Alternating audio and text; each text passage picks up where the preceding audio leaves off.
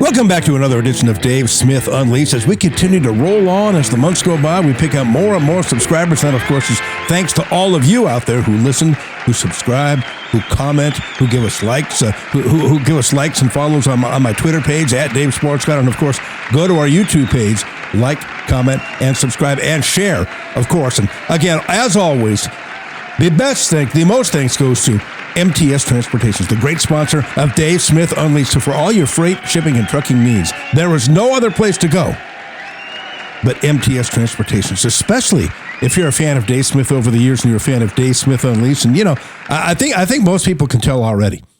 If you want to hear commentary, if you want to hear analysis, if you want to hear opinions that you won't hear anywhere else, uncensored, unfettered, bold, unafraid, just, in fact, like 100% the opposite of the local media these days, especially the local Los Angeles sports talk media, but pretty much sports media in general.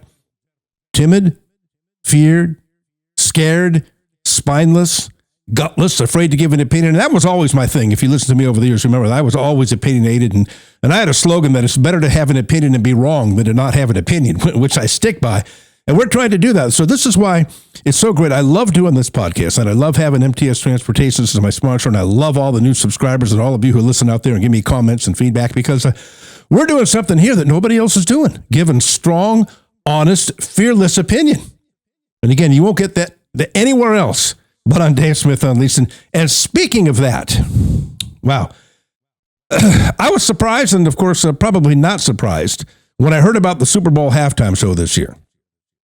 Now, again, with me getting older and not being aware maybe of a lot of pop culture things anymore, I thought the Kendrick Lamar halftime show last year was awful in the NFL halftime show. I didn't understand what was going on. And I said at the time, if that's music, I've never listened to music in my entire life.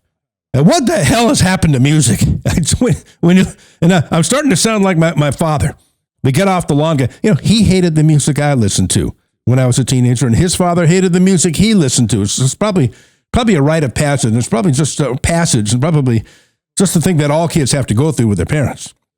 But my God, that was horrible last year, that Kendrick Lamar. That certainly doesn't speak to me. It certainly doesn't speak to what I like. And I think a lot of times because the NFL, because Roger Goodell is a pussy, and we have to always understand here, yes, criticisms to be heaped on Roger Goodell for NFL decisions and things that have gone over the years. Yes, he's a brainless idiot. Yes, he's a moron. Yes, he's among the worst commissioners in the history of professional sports. But never forget, he only does what the owners tell him to do. Again, he's brainless. He's spineless. He's a simp. He's a yes dear guy with the owners. He does nothing without their approval. He does nothing without them telling him what to do. And the reason he makes, $50 million a year, and the reason he's up there as the face of the NFL is because he takes the arrows for the owners. When they do all the stupid things they do, and when they tick off half the country, and when they, with the kneeling a few years ago and the COVID stuff, and now Bad Bunny with the new Super Bowl halftime show, well, then Roger Goodell stands up there and he takes the arrows for the owners, and they don't have to take the criticism. So that's why they pay him all that money. That's why they like having him as the commissioner. Because the league's making money hand over fist, and they escape criticism by hanging out in the background. Well, I just mentioned his name. Bad Bunny has been named the Super Bowl halftime performer this year. Now, there's talk about boycotts, and there's talk about never watching the NFL again. Yeah, we heard all that during the kneeling, didn't we? And with the politically correct slogans in the end zones and on the helmets, and how the NFL bent over backwards to alienate probably at least 50% of the country. And there was talk, and there were people who never watched the NFL again, or said they were never going to watch the NFL again. And they're getting completely away from football, but they all come back. You know, we're not going to stop watching football. We love our NFL. We love our college football. It is by far the number one sport and number two sport in America. When you look at the top two sports in America, NFL is number one, college football is number two. And after that, it is a precipitous drop-off. You know, it used to be NBA number three. But now I think NBA might be behind baseball with the ratings crash they've had. And nobody has been more politically correct. Nobody has been more out there. Nobody has been more tone deaf than the National Basketball Association. And they're paying for it with ratings because people don't like the NBA as much as they like the NFL. People can live without the NBA. I hardly watched the game last year in the NBA. And as far as baseball goes, I haven't watched one inning of baseball all year this year. And there was a playoff game the other day, Dodgers playoff game. I didn't even know they were playing. That's how far baseball's fallen off the radar. But football, I'm there Saturday, I'm there Sunday, I'm there Monday, I'm there Thursday. I love football. So I think boycotting the games, I don't think is a realistic option. But certainly, when you name somebody like Bad Bunny to be the Super Bowl halftime performer this year, that is a real slap in the face to at least 50% of America, because I'm looking back at his record. I know nothing about him. I'd never heard of him but before he was named Super Bowl halftime. So my daughter likes him, of course, with the generation gap. And she was telling me how popular he is and that this is a good choice. And she said the same thing last year with Kendrick Lamar. But from my research on Bad Bunny, he refuses to speak English. He's Puerto Rican, which, by the way, is a United States territory and votes in elections. He refuses to speak English for whatever reason. He's a cross-dresser. I was looking up at his pictures in concert. He wears dresses up on stage. Hates Donald Trump. I mean, just with the over and over and over again with the bashing and the hatred of Donald Trump, which, again, say what you will, he just won a presidential election last November in a landslide. And by landslide, I mean he won every single swing state, and he won most of them big. So when you say you're alienating half the country, when you're ripping Donald Trump and you're ripping people who support him by bringing in Bad Bunny as the halftime performer, well, I would say it's more than 50%.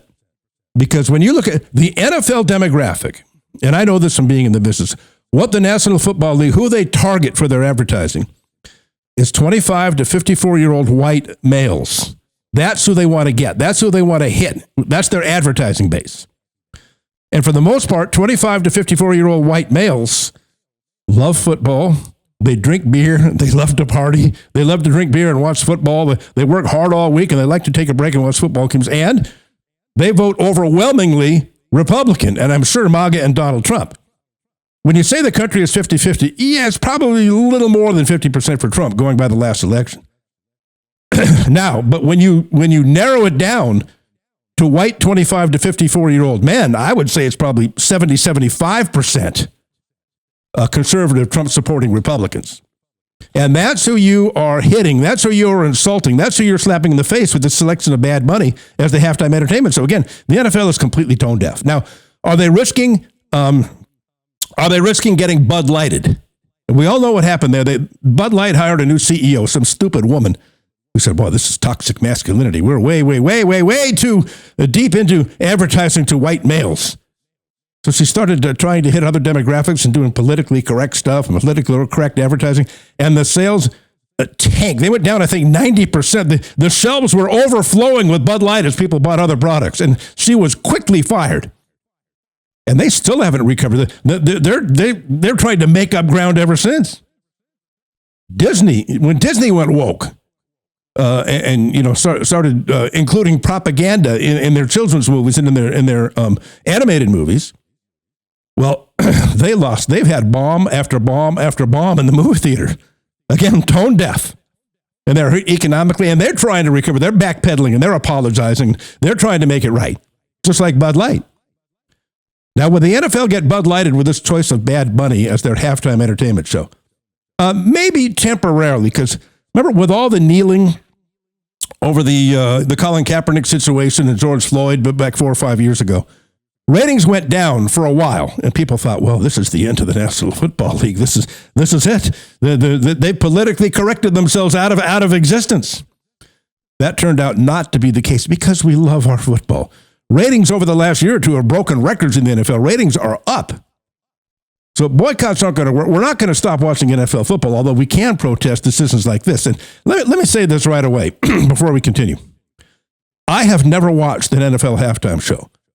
So it doesn't matter to me if it's Bad Bunny, if it's Charles Manson, if it's Kim Jong-un, if it's a country and western star, whatever. It doesn't matter who the halftime show is. I'm not watching it. I never have. I don't care. I guess I'm in the minority. I'm there to watch the football game. I'm interested in football. When halftime comes, I switch to a different channel, or I go on another beer run or go on another food run to the store, with everybody in the house.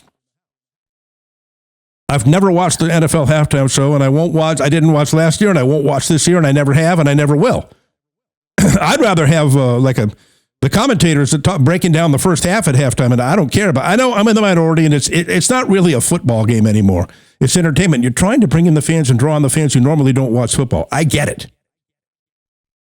Time now to take a break. Time now to pay some bills. Let's hear from our great sponsor, for whom this show would not be possible, MTS Transportations. Dave Smith Unleashed, brought to you by MTS Transportations. And mention the Dave Smith Unleashed podcast and get 20% off on your next shipment for all your shipping, trucking, and freight needs. There's only one business to call, and that's MTS Transportations at 800-640-6873. MTS Transportations, 800-640-6873. Okay, we're back. Love MTS Transportations, of course, for all your freight, shipping, and trucking needs. Again, people aren't going to boycott football. At least I don't think. Is the NFL going to get Bud Lighted? Maybe temporarily. But just the fact that Roger Goodell and the owners could be so tone deaf, especially after the election in November, especially with the way the country it has turned since last November, to make a Super Bowl halftime show with a guy who refuses to speak English, who's a cross-dresser, wears dresses on stage, who detests Donald Trump and Republicans, who, well, by the way, he refuses to perform in the United States. He's going on tour, and he won't do any shows in the U.S. because he said there will be ICE raids at his concerts, and they'll be hauling people out, which is completely untrue, which shows he's not very bright. And he called, sorry for the language here, but he called ICE motherfuckers and sons of bitches. This is your Super Bowl halftime show. And listen to that. You want to talk about a guy whose testosterone is leaving him. Every word I read about this, you can feel his testicles shrinking up and falling off. Maybe he's transitioning. NFL executive John Barker. Here's what he said about making the Super Bowl halftime show. Bad Bunny. Bad Bunny represents the global energy and cultural vibrancy that defines today's music scene. You can just feel his testicles shrinking, can't you? They're hanging on by a thread, John. They're about ready to fall off. As one of the most influential and streamed artists in the world, his unique ability to bridge genres, languages, and audiences makes him an exciting and natural choice to take the Super Bowl halftime. Oh, yeah, sure it does. Yeah. yeah. To tell half the country they're racist idiots and Nazis and support Hitler and slap them in the face. Yeah, that's a natural choice to take the Super Bowl halftime stage. The people who pay your bills, the 50+% of the people, the 25 to 54-year-old white males who make the NFL work. That's who you're insulting here with this choice. That's who you're slapping in the face. Tone-deaf, politically correct, woke NFL owners and Roger Goodell. We know his dynamic performances, creative vision, and deep connection with fans will deliver the kind of unforgettable experience we've come to expect from this iconic culture. Again, you can just feel. Let's listen closely. Drip. Drip, drip. That's the testosterone leaving this guy, John Barker's body, NFL executive. What a simp pussy wuss.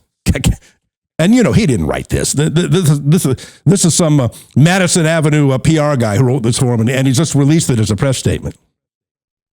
So, no, I don't believe there'll be a boycott. I don't believe people are going to stop watching football. Are they disconnected from reality? Yes. Will they get Bud Lighted? Absolutely they will. I think it'll be temporary, but absolutely they will. Now let's talk about another thing here that nobody talks about. Who did the National Football League put in charge of hiring entertainment, halftime entertainment for Super Bowls? None other than Jay-Z. That's right, Jay-Z. With a long criminal history, a convicted felon, and he seems to be, now, we'll see how this works out. He seems to be up to his neck in this whole Diddy thing, with Diddy being on trial. He seems to be up to his neck in this. We will see with the sexual assault charges. We'll see if anything happens with it. He had one sexual assault charge by a young 13-year-old girl who said she was raped by Jay-Z and Diddy.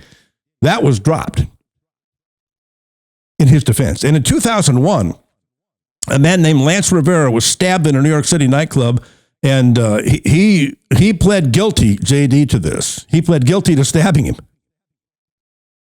And it looked like he was going to be going to jail for a long time. And then, for whatever reason, people got scared, and when the trial got closer, they changed their testimony, they changed their stories, they were unwilling to testify. All of a sudden, a self-defense plea came up, and he wound up getting probation for stabbing somebody instead of a jail sentence. That was interesting the way the witnesses went away, wasn't it?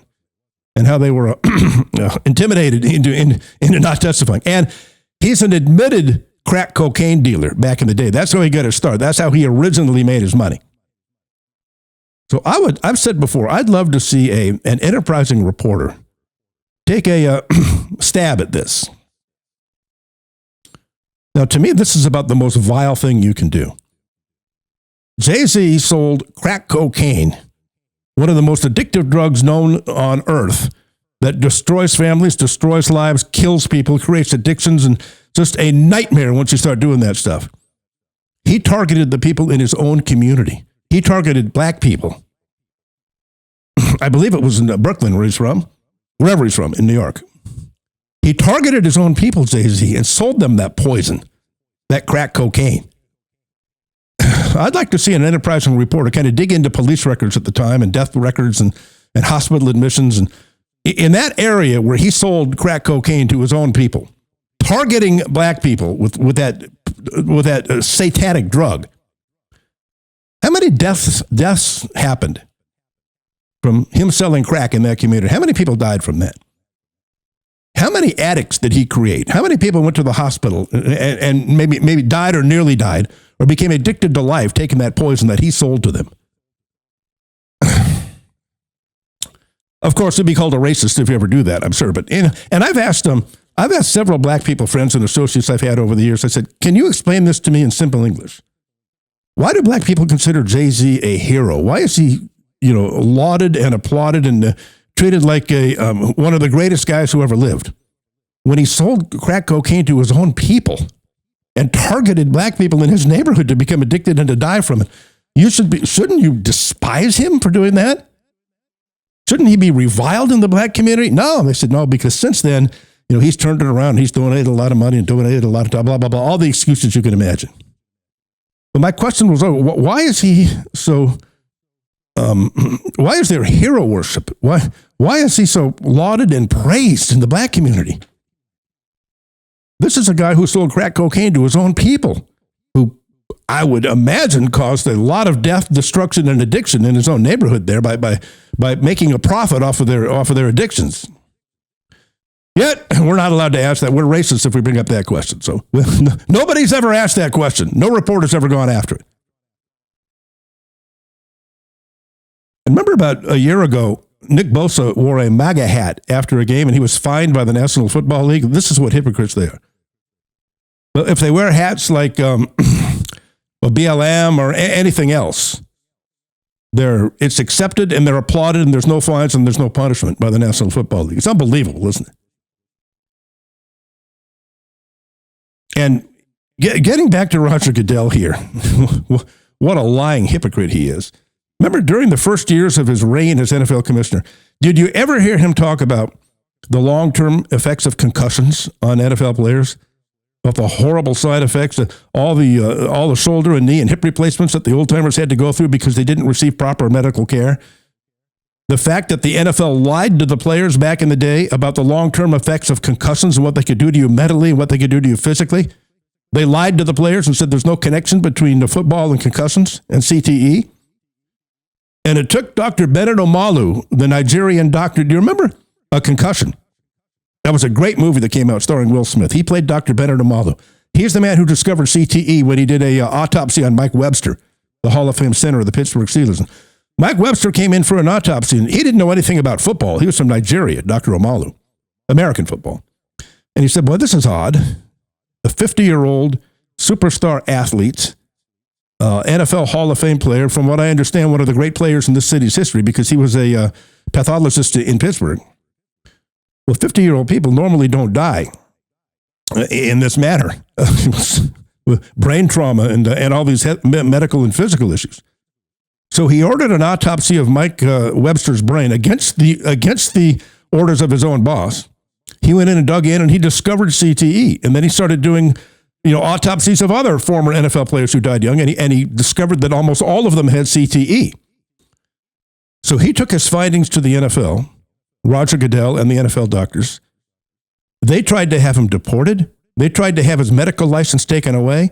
They tried to completely discredit him. They called him a quack, a charlatan, a liar, Roger Goodell and the NFL doctors were on board, with their pockets full of cash. And they'd get up there and they'd hold press conferences and say, oh, there's no connection between concussions and the CTE. There's absolutely no link. And they were flat out lying. And now, of course, they admit there was. But what they did to Dr. Omalu, I mean, again, discredited him, called him a quack, called him a liar, called him a charlatan, tried to get him deported out of the country, the National Football League, for even talking about it. They hid the concussive effects. Roger Goodell hid the effects. Roger Goodell agreed with the NFL doctors there was no connection between football and concussions. And then when it turned out to be true, all of a sudden, remember, all the old-time NFL players filed a class action lawsuit. And they sued the NFL, and they sued Roger Goodell and the owners because they were lied to about the long-term effects of concussions. So then the NFL was in panic mode. Then all of a sudden, they had a meeting, and I would imagine the owners got on the phone with Roger Goodell and said, we got to settle here to try to save some money because this is a multi-billion-dollar lawsuit. So their strategy was the same as it was. My dad used to tell me, my dad was a veteran, World War II in the Navy, and he used to always be in fights with the VA over his health issues, health benefits issues. And he said, what the VA does, the philosophy is delay, deny, let them die. Delay, delay, delay, deny that we're responsible, and hopefully they'll die before we have to pay out anything. Well, that's the strategy that the National Football League took with the old-timers. If we delay, deny, and let them die, we won't have to pay out these huge benefits for the fact that we've been caught lying about the long-term effects of concussions. So unfortunately, a lot of these old guys were in a lot of pain. They were having medical issues, and they didn't want to die, without receiving their benefits. So a lot of them took a very, very low. The settlement the NFL offered was disgraceful. It was much lower than it should have been, but it was because they knew that a lot of these old-timers were going to take whatever they could get before they died. Now, some of the old-timers were smart, like Mike Ditka, as a matter of fact, and some of them were smart. They had a lot of money. They'd been very successful post-football, and they filed their own lawsuits, and they didn't want to be a part of this class action suit. But when you talk about Roger Goodell, there you go about what a lying, evil hypocrite he is. What a piece of shit Roger Goodell is. No, there are no long-term effects of concussion. It has nothing to do with playing football. Remember, all the early years, all of a sudden he had to come to Jesus moment when that class action lawsuit happened, with the old players, the old-timers. Oh, when it was proven to be true, then all of a sudden he's making these stupid, like the kickoff rules and helmet-to-helmet contact. And the NFL is concerned more than anything else with player safety. How many times has Roger Goodell said players? He doesn't give one rat's ass about player safety.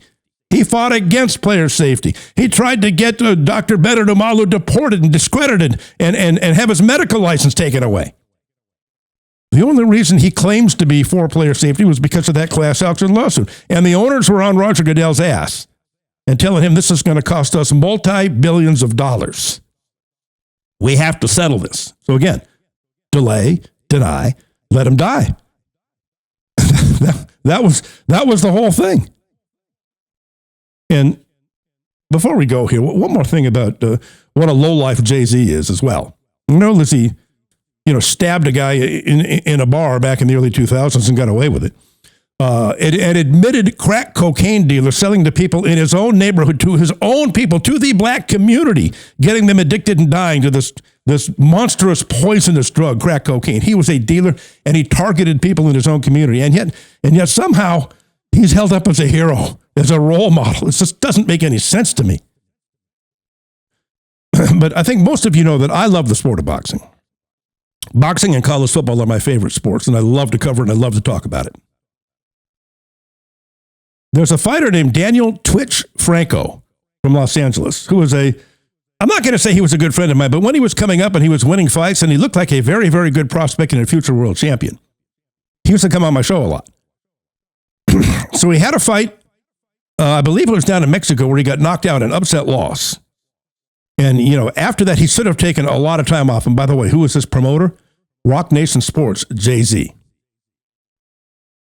So he gets another fight, way too fast. He wasn't all the way recovered from his previous knockout loss. So he takes another fight, and this time he was brutally knocked out and almost died. He wound up going to the hospital. He was there for a couple of weeks. The doctors saved his life with some great work. But of course, he can never fight again. A metal plate was put on his head, which is still there to this day. He had to wear a helmet wherever he went. His speech was off. He was, of course, never the same Daniel Twitch Franco. And last I heard, he was an Uber driver. Last time I talked to him a few years ago. But anyway, now you would think, wouldn't you? Jay-Z was his promoter. You would think, oh my God, my kid here, he went to the hospital. He's went up $500,000 in medical bills. I'm his promoter. And even if I'm not legally required maybe to pay all of his bills for him, Jay-Z is a billionaire, a multi-billionaire, along with his wife, Beyonce. Wouldn't you think he'd do the right thing? He was the kid's promoter. It was under his watch that he took that beating and he almost died and was in the hospital for a couple of weeks with brain injuries. They tried to contact Jay-Z, Daniel's family, nothing, no return calls, nothing. But to this day, they'd never given him a dime. So finally, they had no other choice. They took him to court. And they were suing Rock Nation and Jay-Z to try to get compensation. Again, at least $500,000 in medical bills and never being able to fight again. It's an enormous financial strain on the Franco family. I know his father, I believe, trained him. So the family had an enormous burden. Nothing. And Jay-Z not only didn't give him a dime, he hired a team of high-priced lawyers to fight the lawsuit and to make sure Daniel didn't get a dime. See, this is the type of human being we're dealing with here. The type of human being that the NFL hired to hire the halftime entertainment for NFL. He's in charge of NFL entertainment. A guy with the felony convictions in his past. The guy who's an admitted crack cocaine dealer. A guy who was a boxing promoter and refused to help his fighter who nearly died, Daniel Twitch Franco. Not one dime, and not only not one dime of support. He's fighting the lawsuit and he countersued and he hired the best lawyers money could buy. Now, wouldn't you think, if you were Jay-Z, I'm worth billions of dollars. Here's this kid who almost died for me in the ring, almost died for Rock Nation Sports. Now, even if I'm not legally required, to take care of all of his medical bills, wouldn't you do the right thing? I sure would have. I would have said, hey, listen, I'm going to take care of all your medical bills here because I appreciate you almost died in the ring for me. You are my fighter. And I'm going to pay you $100,000 a year for the rest of your life, whatever. Or maybe give you a couple of $1 million and then $100,000 a year for the rest of it. Whatever, to make things right. Pay his medical bills, give him a salary, and take care of the kid. He fought for you. He almost died for you in the ring, Jay-Z. Nothing. Crickets. Not a penny, not a dime. Ignoring the Franco family every time they try to get a settlement. It's just unbelievable. So anyway, what do you think about Bad Bunny being the Super Bowl halftime performer? Refuses to speak English. He's a cross-dresser. He's refusing to perform in America because he says ICE will be raiding his concerts. He called ICE agents motherfuckers and sons of bitches. The most vile words out of his mouth for Donald Trump. Imagine. Now, again, if you don't support Trump, that's fine. I have friends who love Trump and are MAGA, and I have friends who despise him, and yet we all get along, which is the way it should be. We laugh about it. We joke about it. Michael Jordan once said he didn't come out, and admit he was a Republican or a Democrat because he said Republicans buy shoes too. He didn't want to cut out 50% of the market for buying his Air Jordans, which was a smart business decision. And again, when you look at the NFL, what percentage of the NFL target audience are Trump supporters? Well, again, the target audience is 25 to 54-year-old white males. I would say that's maybe 70% when you break it down into white males, 25 to 54, 70, 75%. That's where you are telling, F you. We don't care about you. We're going to hire this character, Bad Bunny, as our halftime performer. And if you don't like it, don't watch. And they're counting on, all the people who normally don't watch football will watch the Super Bowl halftime, so give it great ratings. And people seem to like Bad Bunny. I know my daughter does. She likes him. But again, I won't be watching, but it's not because of Bad Bunny. It's because I've never watched the Super Bowl halftime show, and I never, ever will.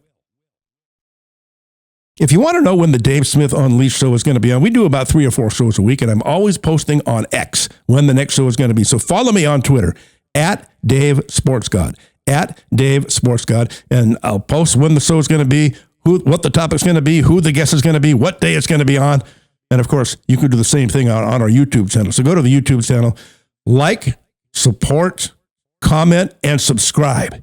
And of course, the most important thing, make sure you support MTS Transportation. It's the great sponsor of this show for all your freight, trucking, and shipping needs. 20% off if you contact them and say, I listen to the Dave Smith Unleashed podcast. And thank you for sponsoring that great podcast where we get information that we don't get anywhere else.